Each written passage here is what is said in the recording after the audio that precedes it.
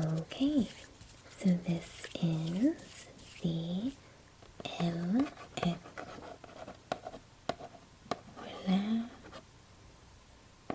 Sennelier 14 watercolor paints.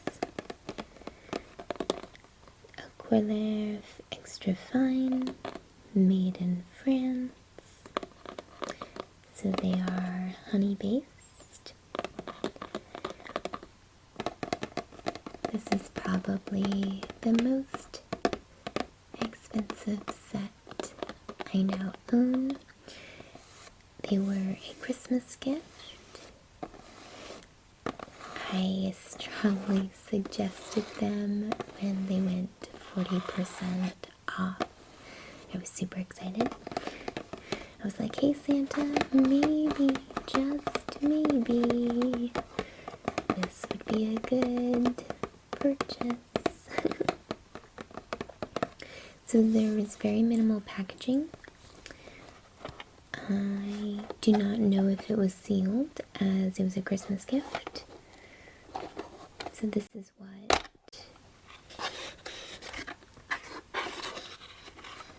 came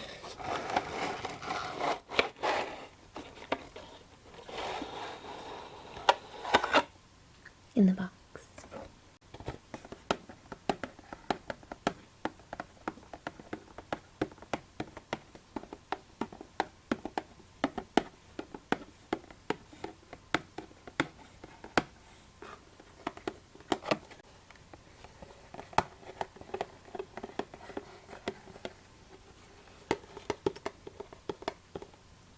The first section is French, but the second section is, in English, a honey-based watercolor. The honey used in El Couleur Sennelier acts not only as a preservative, but also as an additive, bestowing incomparable brilliance and smoothness to the paint. Always striving for excellence, Sennelier has revamped its watercolor formula, increasing the amount of honey to reinforce the longevity, radiance, and luminosity of the colors.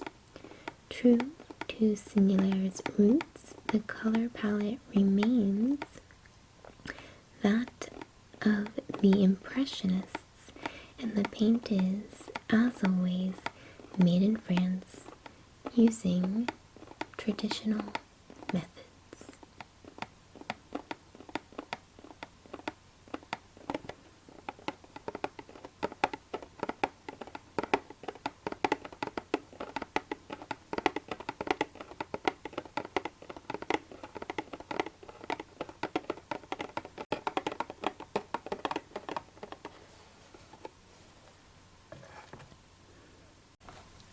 It came with this little booklet.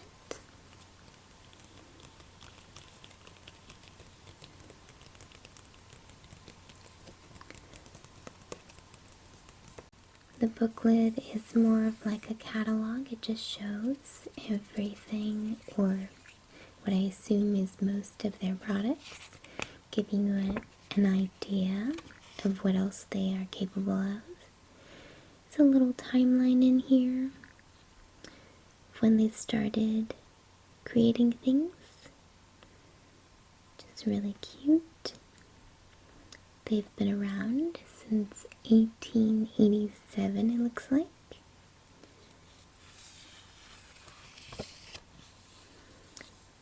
They have 90 pigments, high quality pigments and applicators, pastels, oil pastels,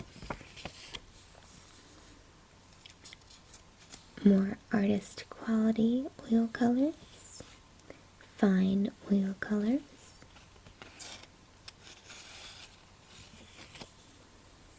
oil sticks, additives, artist quality acrylics, abstract acrylics. Here's our artist quality watercolors. It says there are 98 colors available. And fine student watercolor, egg tempera, 32 colors, artist quality gouache, inks, there's 30 colors for the inks, painting materials, and papers, which I'm curious about. I did not realize that they had their own watercolor papers.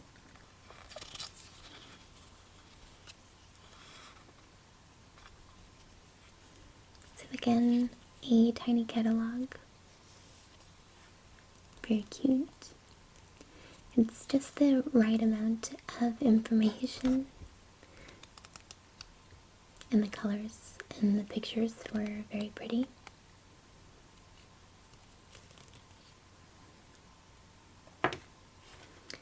The case itself, I at first was not sure about the color on this, but now reading the box, I'm wondering if it's meant to be this color to be representing honey. But it is a hard plastic.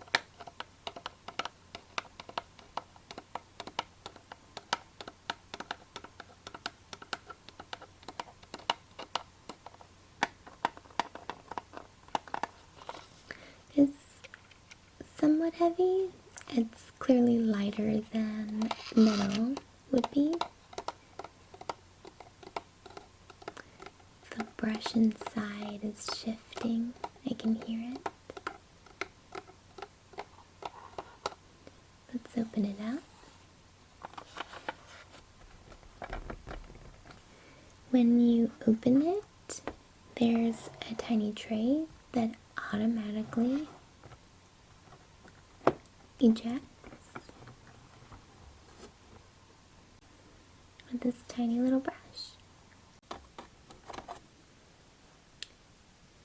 I already removed the plastic off of this size 0 and put it in water to dilute. I have never owned this brand of brush, so we'll give it a try. Play around with it. It is fairly small, so it's clearly meant to go in this container. I attempted to try to stash the brush other places, just in case I had multiple brushes that I wanted. I tried it in this little cubby here, and though it works and it fits, it is difficult to get back out because it's quite a recess. So you have to like tip it, and that might tip the paints out as well. So that is not a good spot. I also tried in here, and that was kind of rough as well, trying to get it out, but definitely more wiggle room than up top. So it's interesting how that is set up and how it looks like there's only one place for a brush. So we'll go ahead and set this aside.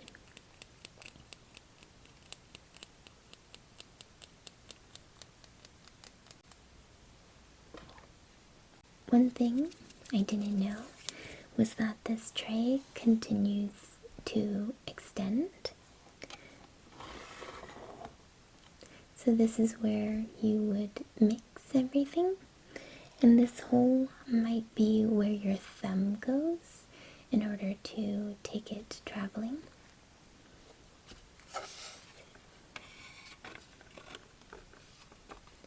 So you could paint, mix, and have it being held. I'm not sure though, just guessing.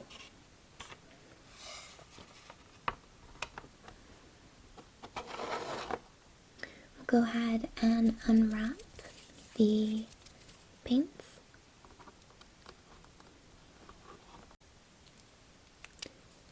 This is a lemon yellow.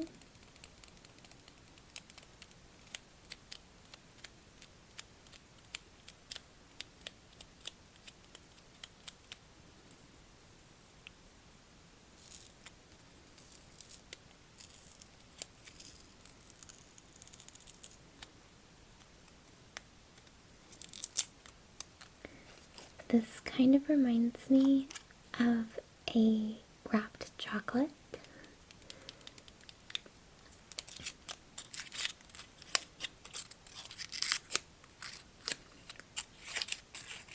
Seriously, the fanciest paints I've ever had. So that is our lemon yellow.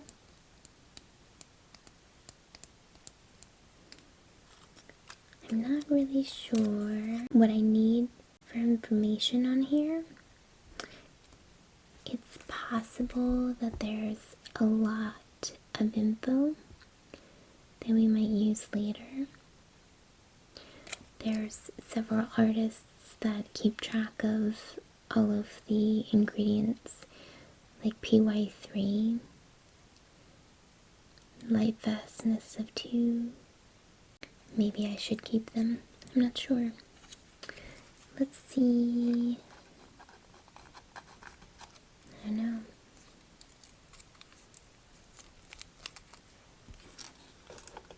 See if I can like stash it. Probably won't be able to close it now.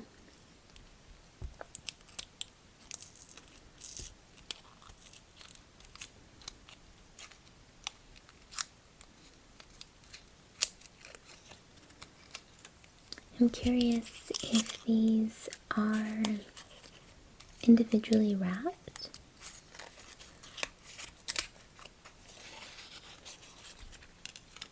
Ooh. Whoa. It felt loose. That is crazy.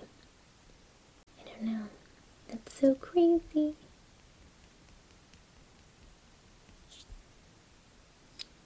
Once we start activating them and the paint settles, when it dries, it'll probably be stuck in there. So this one is Sennelier Orange, P073, and light fastness is NR, so not available. They're not sure, maybe. It's interesting. And it looks like it's semi-opaque.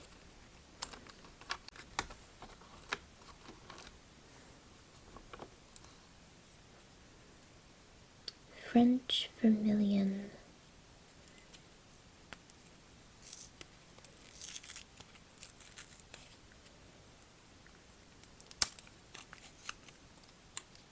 Doesn't it look like a chocolate?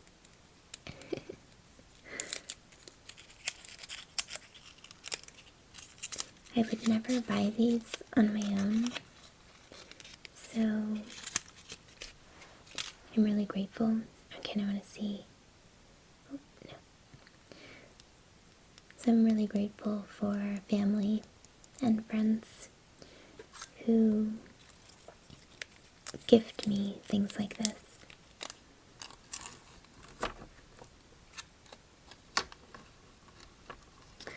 I can't remember the price exactly.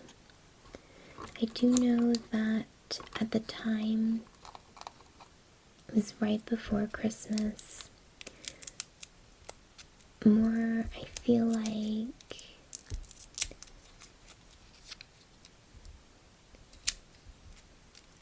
just after Thanksgiving, they had 40% off on Amazon. So this one is it alizarin crimson? So still in the red zone.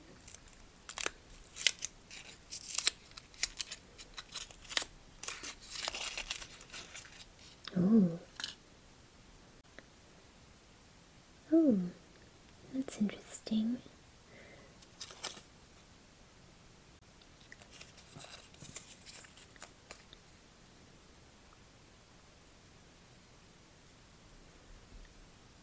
So there's text on the side of this, and I was hoping that it matched so we didn't have to hold it. It does have $6.89 and $6.89, but nothing else. So that's interesting. And then this has quite a bit of those ingredients, maybe? PR209, PY83, PR179.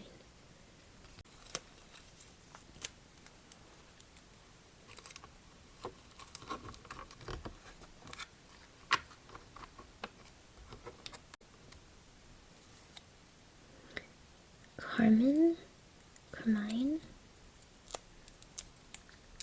kind of looks like it's getting more pink, maybe like a magenta.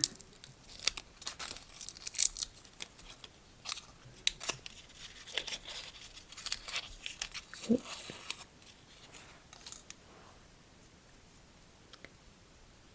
$6.35, $6.35. So maybe with the numbers on the side, maybe it's possible to look them up later.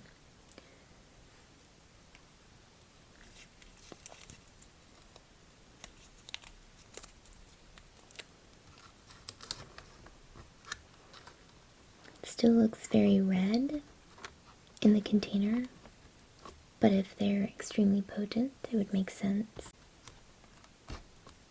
A large amount altogether would look very dramatic.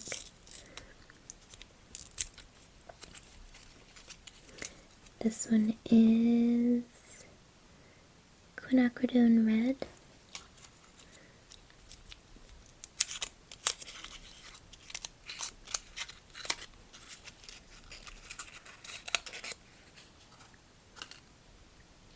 That one still looks very red as well, but on the paper it kind of gives the illusion that it's going to be more of a pink.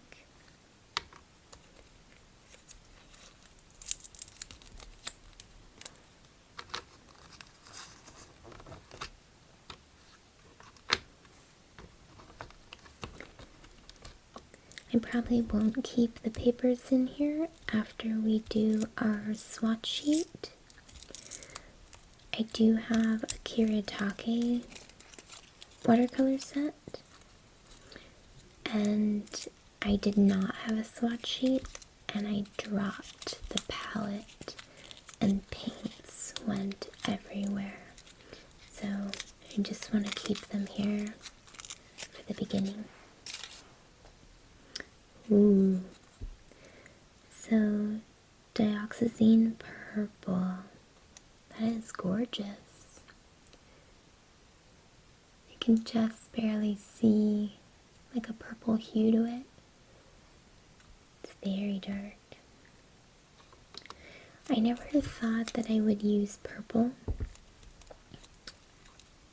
and I've noticed that I've been using it more and more in my dog pieces. So for white shadows, a mixture of white and purple can create a shadow in the white fur. This one is Ultramarine Deep.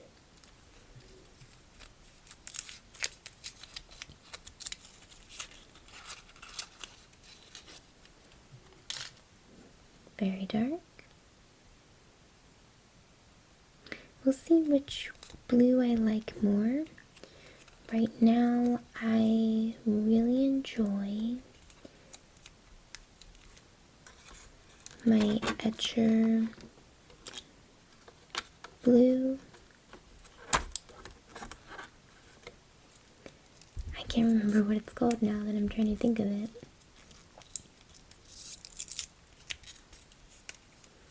This one is,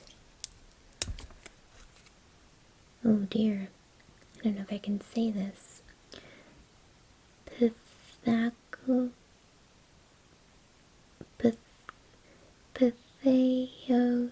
Pythagorean blue? I'm not sure at all.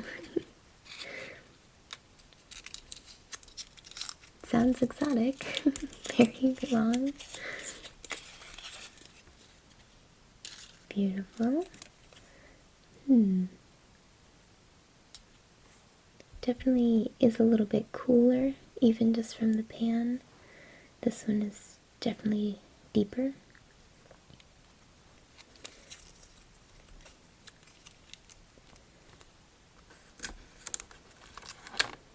I wish I could remember my etcher blue. I'll think of it later. So this is my Etcher Lab colors, and my favorite color that I use the most is the Prussian blue. I use it to make grays, I use it to do shadows, deepen waters, things like that. I really like the Prussian blue, and I never thought I would use that either. I'm more into greens, and surprisingly, the leaf green frustrated me quite a bit, and the emerald green I absolutely love, but I use it so much that I'm worried I will eventually run out of it. So I try not to use it. So I've been trying to use the ocean turquoise and change the hue of it by adding oranges to it to make it more of a more natural green instead of this elven green. But yeah, those are the Etcher paints, and I really do appreciate them. They were my first paints that were above like $5.99 paint. I started with a paint palette that quite literally was $5.99 plus tax, and I was extremely frustrated with the quality, and then I upgraded to my Etcher Lab paints, and I was so thrown by them. It took me a really long time to adjust from the light coloration in drawing of a $6 paint compared to a $50 paint. It was quite literally night and day. This is forest green.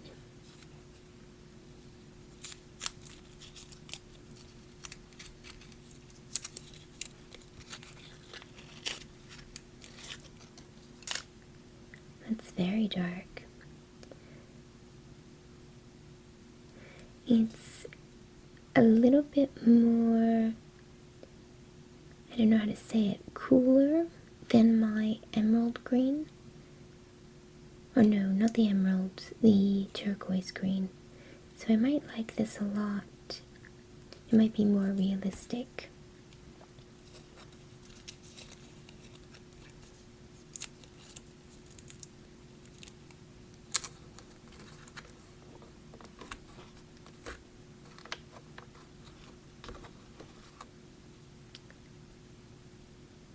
Pytho Green Light. So this is more like the lime green in the Etcher Lab, or at least it appears that way. Again, I did not think I would use it that much in green settings, but actually for an undertone where a green leaf is being hit by the sun is very pretty, because it would be a lighter shade. Yes, that is quite lime green.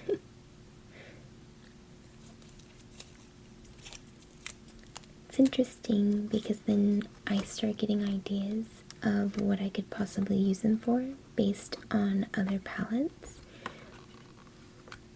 but it's not always the case because paints act differently. My Kiritake paints are extremely different than my Etcher paints, so I do different projects with them. This is Burnt Sienna.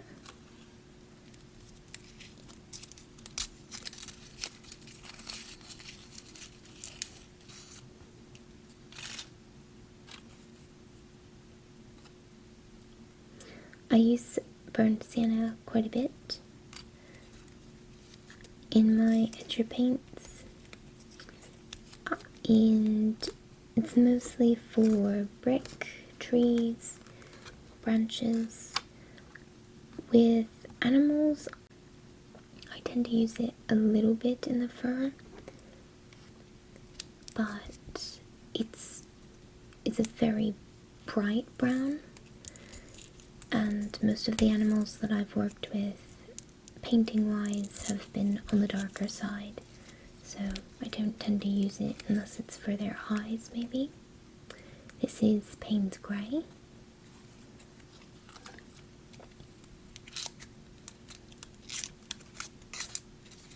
I kind of want chocolates now, if I'm gonna be honest. Ooh. It looks purple. It reminds me of that one. And based on the card, it does look like it has a purple hue to it.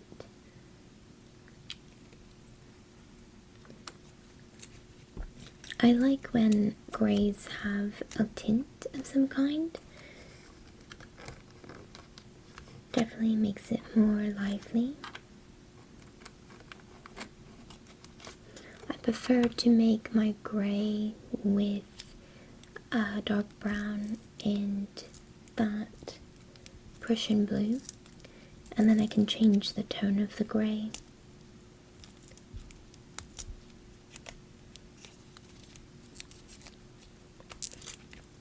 I bet I have chocolates. This is Warm Sepia. Interesting. So instead of a black, or is it a black? It looks brown.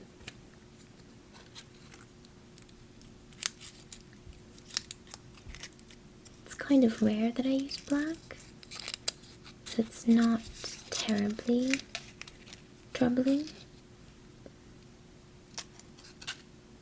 It's hard to tell.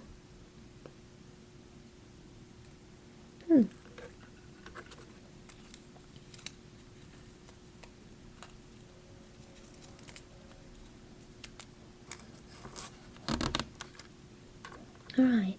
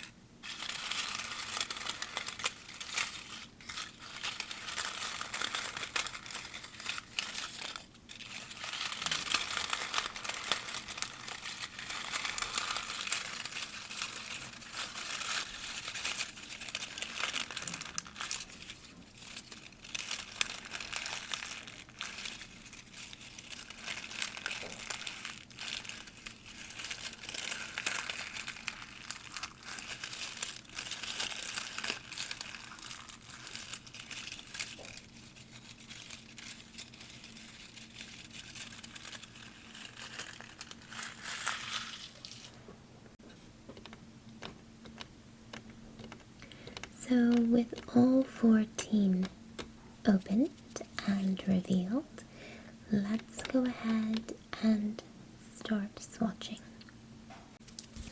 So I've already drawn out this swatching chart. Right now it's just penciled in, but that's alright. I am not so concerned about opaque. I am more interested in the color variations, so we can worry about opaque later.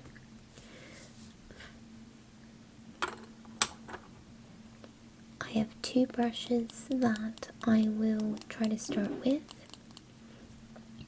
because of the surface area that I have blocked out. The size 0 would take quite some time, so we'll play with the size 0 later. In the meantime, I have a size for Escoda for maybe tiny corners, and I'm not sure what my dynamic distraction one is, as I've used it so much that it's faded, but it might be 6 or 8. We'll find out. So I have 2 glasses of water.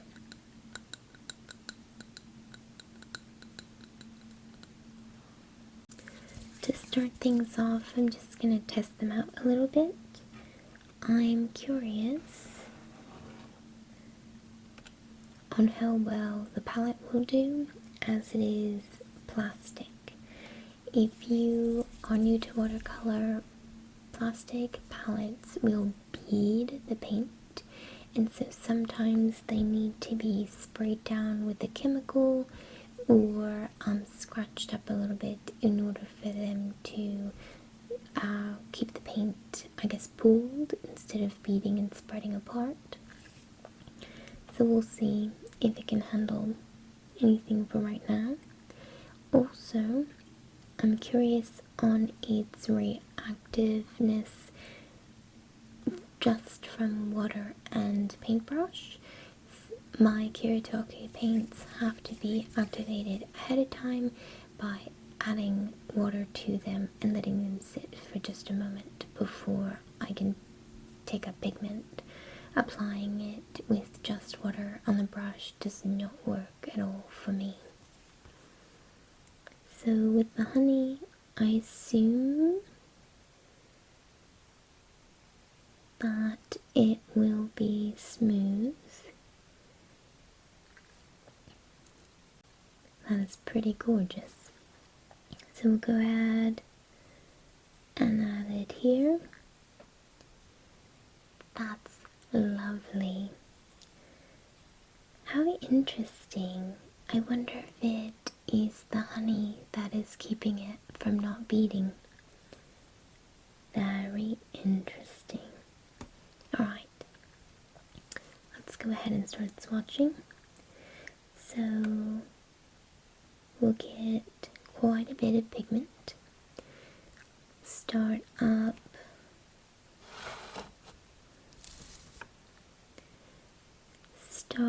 up here at the top,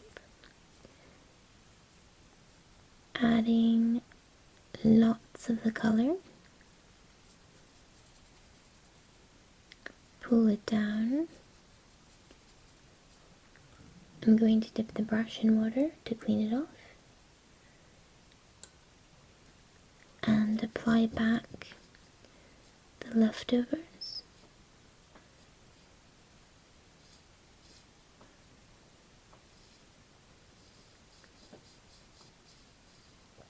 And that is the lemon yellow.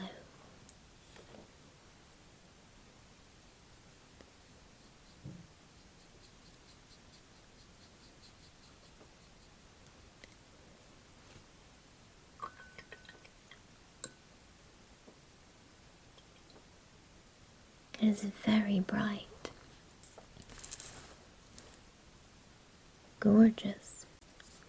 And then we can go on to the Sennelier orange.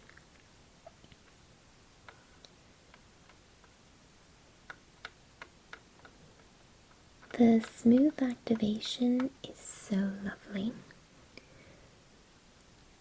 Go across.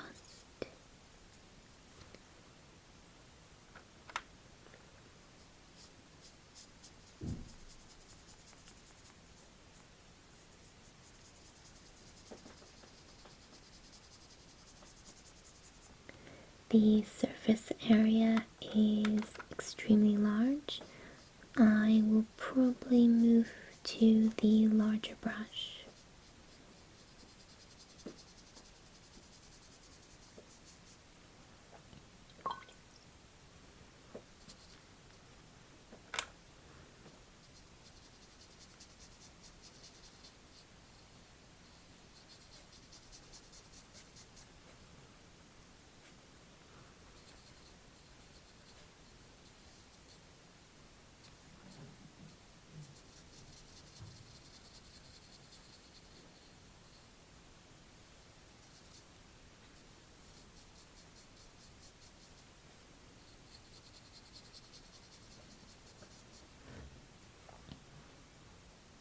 One thing I want to note, this is not harsh watercolor paper or anything like that.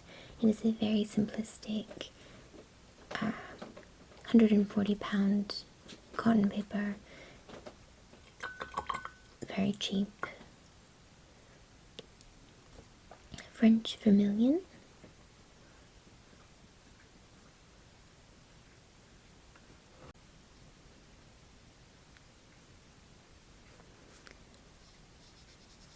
Oh my.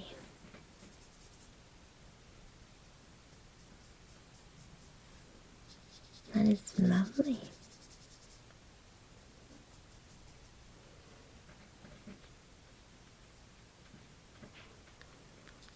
That is very, very brilliant.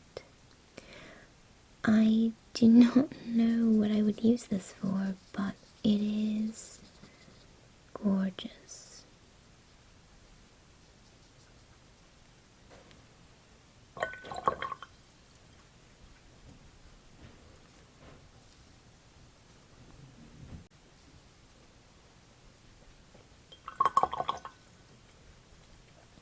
It's bleeding into the orange a little bit.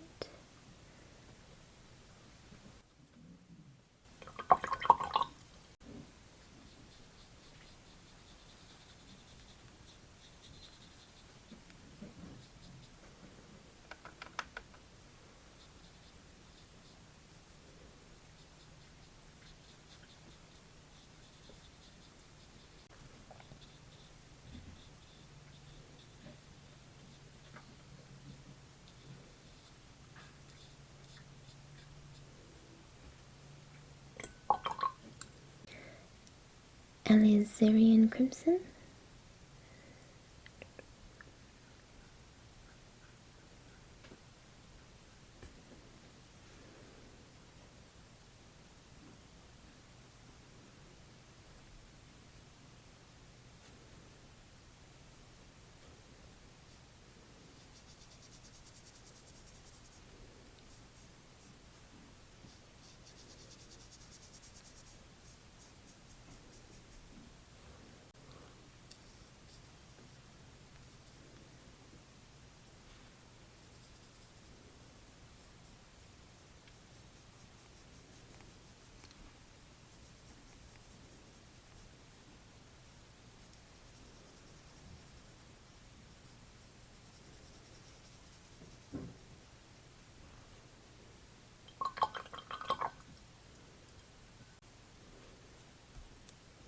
So I think it might act a little different on gouache watercolor paper, but I was hoping that this paper had enough tooth, enough texture to mimic gouache watercolor paper. We'll have to see.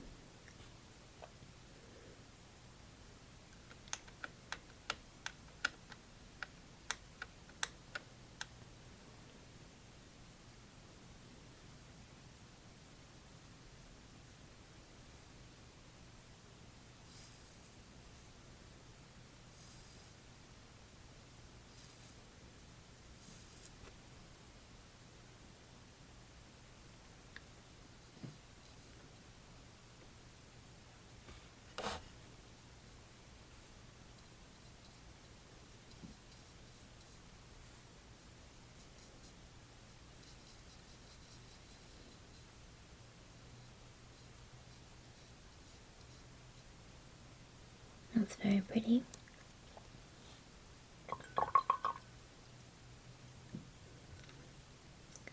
And then the quinacridone red.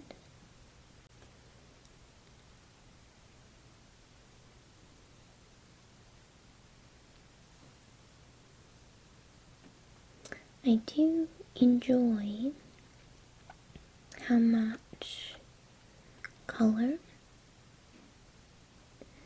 is picked up on the brush with just water on the brush. As I said, my Kiritoke paints need more attention before I can start painting.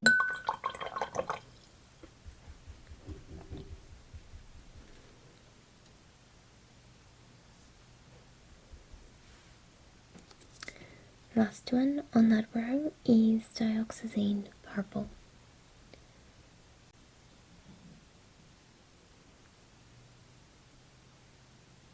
That is very brilliant, very, very deep. I am curious, without a white, how much it can be toned down. So with my Etcher Lab paints, I add white a lot to my royal purple, creating a kind of lavender, and that is how I do my shadows on dogs with white hair. So this is interesting. The quinacridone red, I don't know if it's because I did not add enough pigment, but it's a little bit on like a hot pink side, to me anyway. The carmine is looking a little magenta, and Alzerian crimson is,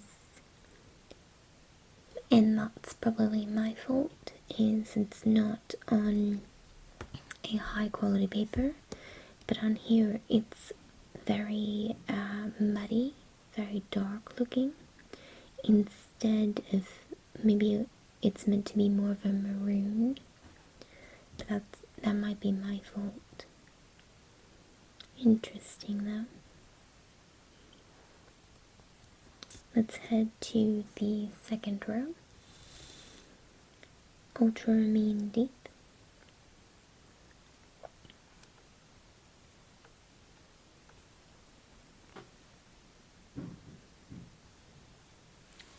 I'm not gonna lie, I thought it would be a lot like the purple, but it's a bit unexpected. This is very, very beautiful, but surprising.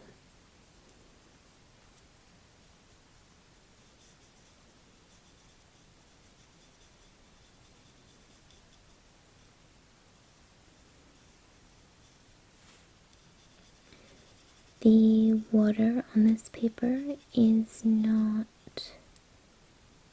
the best because it's only £140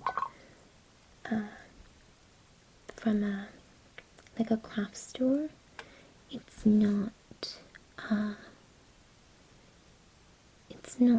one that the water kind of seeps into. It more stays on the surface.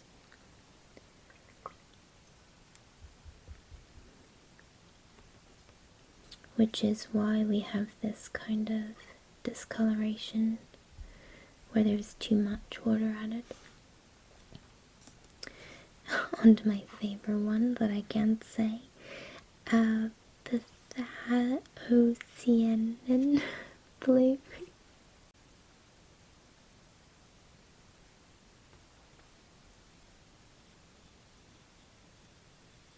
This one is pretty.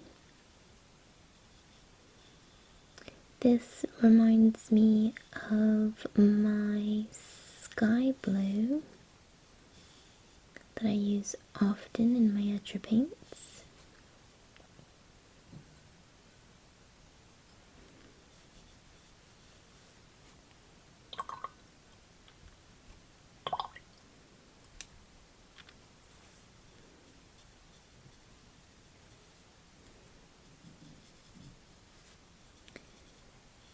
So my sky blue I have used in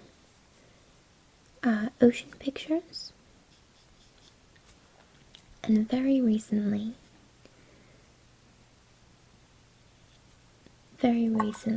I used in a dog portrait where I added white to the blue to tone it down, and when I did so, it made a very soft complementary blue that went with the lavender purple that I made, and I mixed them together in a sense, and it did very well for shadows on a purple soft blanket. So I do like this one. Very, very pretty. Very pretty.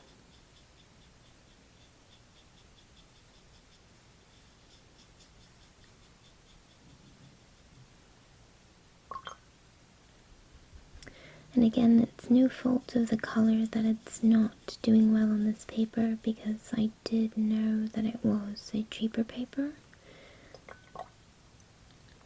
But I have only so many Arch watercolor paper, so I was trying to use what I had onto forest green. I really can't get over how well it is activated with the water. This is forest green. Oh, I love this. This makes so much more sense than my emerald green, than my turquoise green. This is more believable for forest scenes, especially since I'm in Maine. These would be gorgeous for evergreen trees.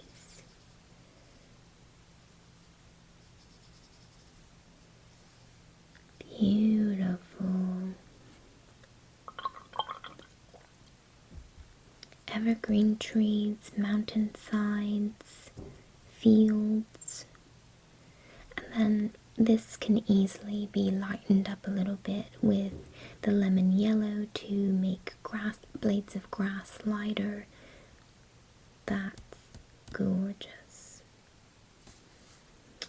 The Patho green light.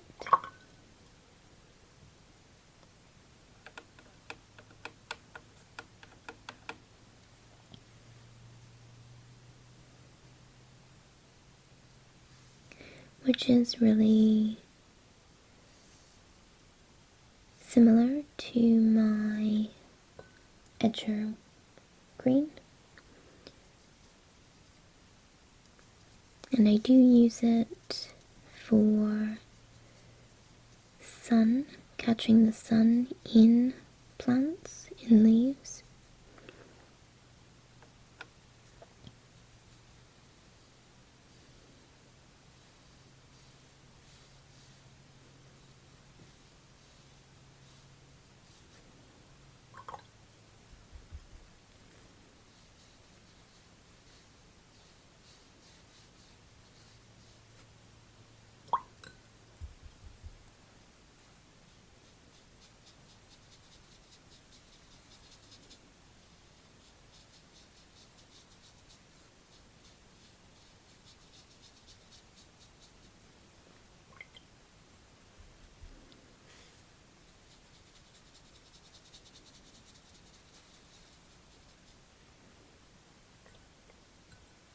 So this one does remind me a lot of a paint that I already use. We'll see how it mixes with others. On to burnt sienna.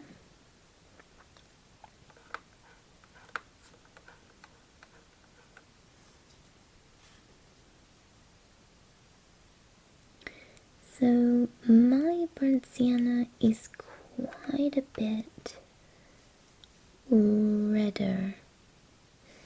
This is more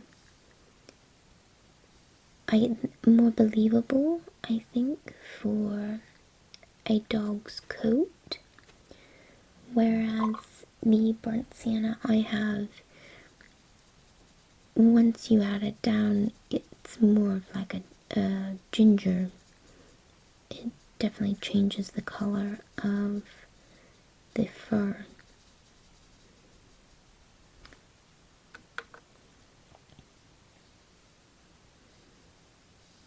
Interesting.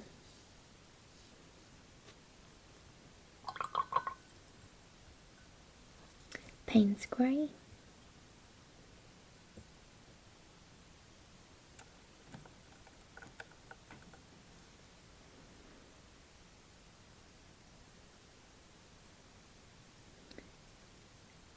So I envisioned it being more purple undertone. It's definitely more blue undertone, but I create blue grays all the time, so I like this a lot. It's very pretty.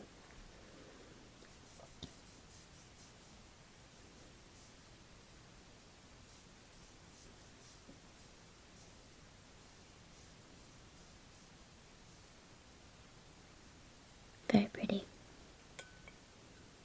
The last one is warm sepia.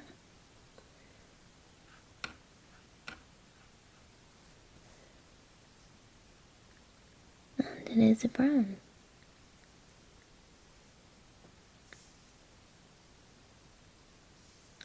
So if I had known that, just because of how my brain works, I would definitely switch those colors. The browns I would try to keep together, and I would have had the grey on the end to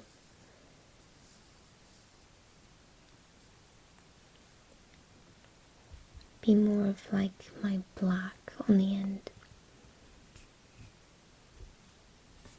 They're all very lovely. I appreciate them.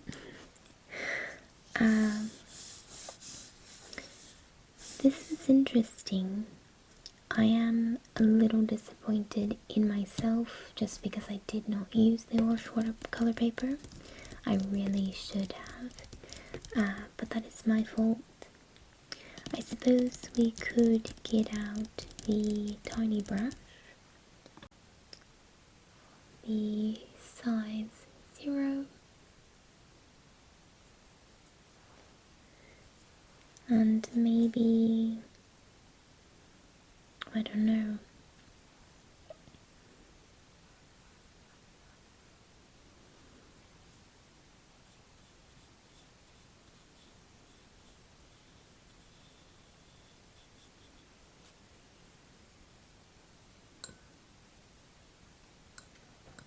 so it feels extremely small in my hand.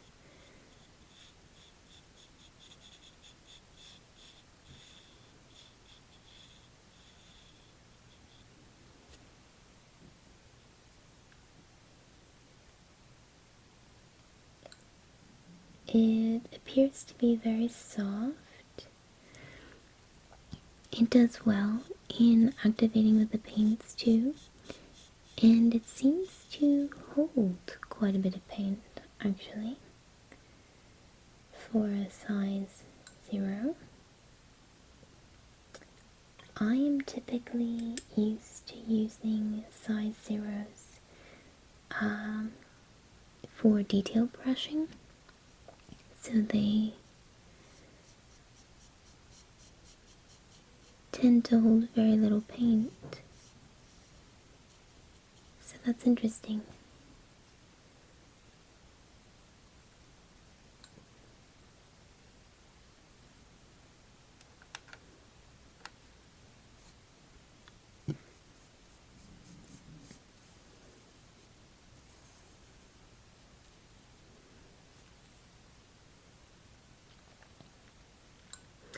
I'm curious, since it's like a travel set, if how well the brush does in travel, say being bounced around, if it was in a bag of some kind.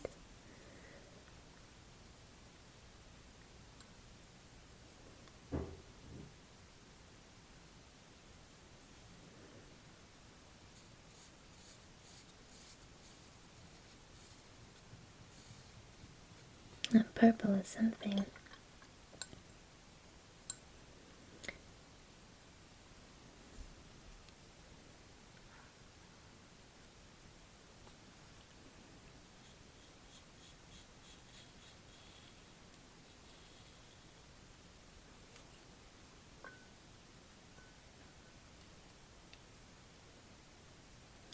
Yeah, I'm curious on the size 0, what is a size?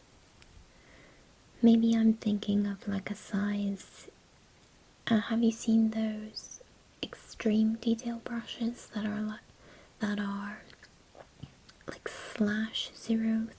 or 0/3? I wonder if that's what I'm thinking, and this is normal for a size 0. Might be.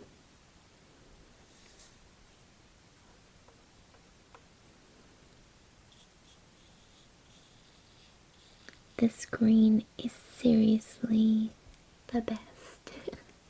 I'm so excited to do mountain scenes or something with it. It's gorgeous. My Dynamic Distraction watercolor brushes, and they used to have a watercolor paint set. They don't any longer. I don't think that it sold very well, but I miss it greatly. It was a set of 12 colors, and the green was similar to this, but had a little bit, it was a little warmer, I guess. This one is on the cool side, but I miss it a lot. I haven't found its likeness.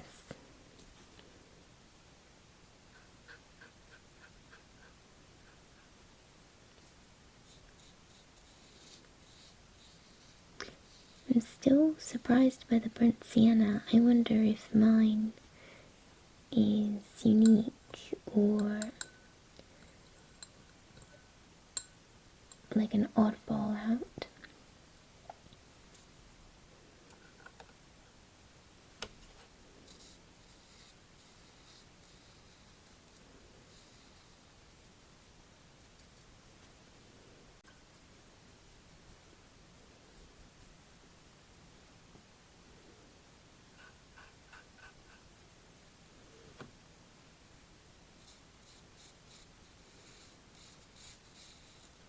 Yeah, I think once I'm settled with these colors, I will definitely move.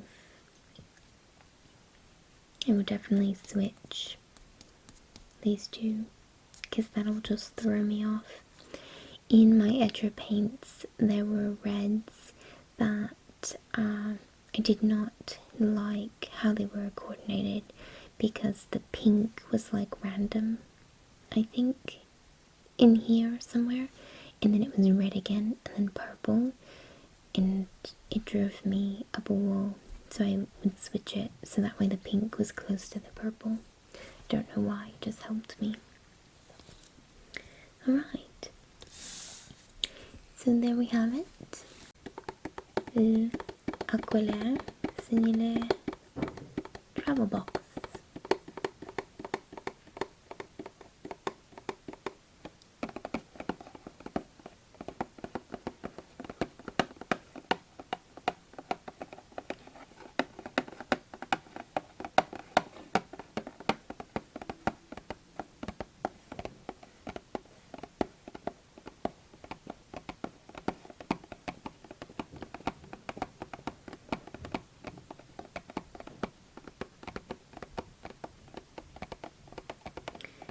If you would like to have a video of us going through and making a swatching chart together, let me know, because that is my plan next, to mix the paints together and see which ones I like to blend, which ones will be partners in crime. Thank you so much for coming on this artsy adventure.